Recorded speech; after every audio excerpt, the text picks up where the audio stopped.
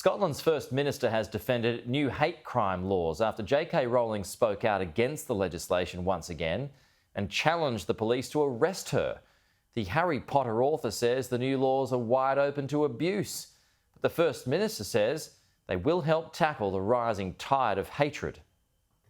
Scotland's new hate crime laws were expected to meet a backlash, and here it was on day one.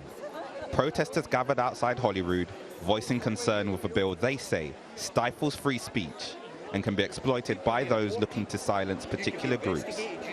Among those angered are the author JK Rowling. In a thread on X, formerly known as Twitter, she lists a number of high-profile controversies involving trans women before questioning their gender. Freedom of speech and belief are at the end in Scotland if the accurate description of biological sex is deemed criminal. I'm currently out of the country, but if what I've written here qualifies as an offence under the terms of the new Act, I look forward to being arrested when I return to the birthplace of the Scottish Enlightenment.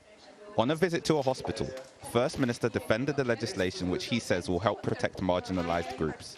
I'm very proud of the Hate Crime Act. Freedom of expression, for me, ensures that we've got a piece of legislation that will be enacted and implemented in a way that is absolutely balanced and make sure it absolutely protects people in their freedom of expression, but guards people from, as I say, that rising tide of hatred that we've seen far too often in our society.